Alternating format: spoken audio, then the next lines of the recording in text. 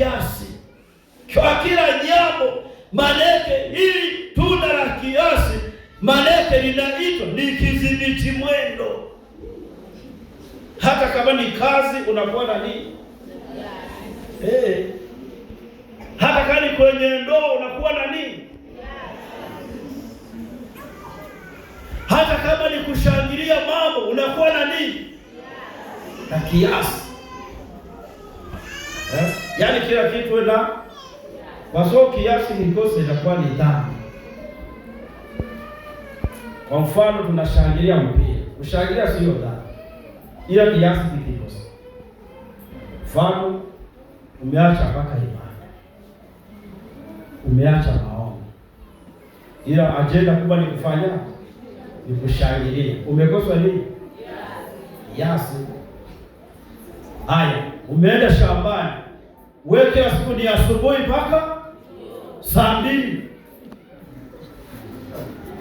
Umekosa nini? Kiasi.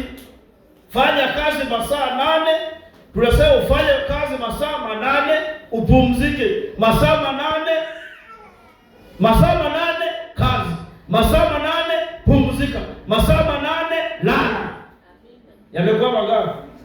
Kwa kesho saa 1 mpaka saa 8 uache kazi. Kama utayagawa kwamba utafanya mpaka saa 4 au saa 4 utamaliza jioni sawa. Ili ukisha utafanya kazi masaa mangapi?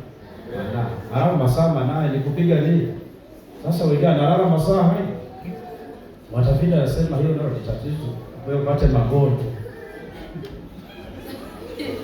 Tupate usingizi wa kutosha. Hiyo moto kama moto, Roho wa Mungu akikubatiza kwa moto, kuna tabia zote chafu zitaondoka. Maana yake kama wewe umo kanisani lakini bado una tabia chafu, bado mdomo wako na matusi, bado mwenendo wako ni mbovu, bado na vikona kona vingi, wewe bado una moto kwenye majivu.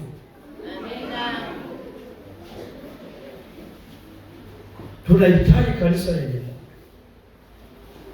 Tunahitaji washirika wasiokuwa na tabia. Tunahitaji moto ukiwepo, hata shetani aelewe pale kuna moto. Hata akija mchawi apige kelele kwamba ninaungua. Sio tuabudu na wachawi, utumalize ibada, waende nyumbani, warudi hawajaguswa na chochote. Namshukuru Mungu. Ilisemekana kuna baadhi ya wachawi waliokoka, lakini hawakufahamu huko. Na mimi wanaomba wasikae, wanaomba wachawi wasikae kabisa. Na Biblia ilisema wachawi wasiishi.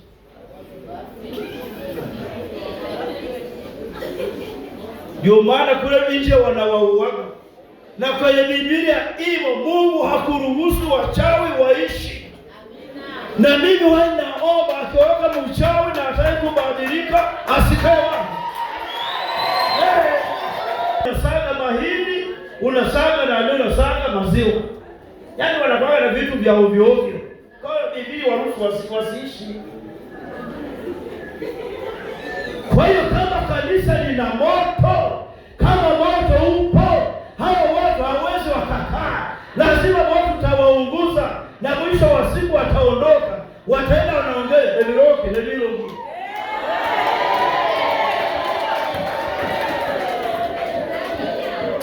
Siku ukiambiwa wewe ni mchawi, ufurahi hadi wewe. Sasa hapo wanasema wachungaji, amena sana. Wanasema wachungaji ni wachawi. Sisi sio wachawi. Niseme. Sio wanasema kama orokore ni wamekipata moto.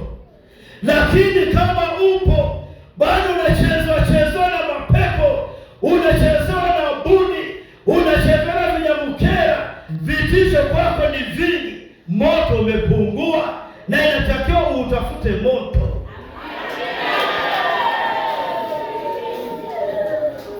Tuko pamoja? Mtu wa Mungu sio wa kukaliwa kaliwa. Mtu wa Mungu sio kuchezewa chezewa. Mtu wa Mungu ni moto, na kweli inabidi awe moto. Amen.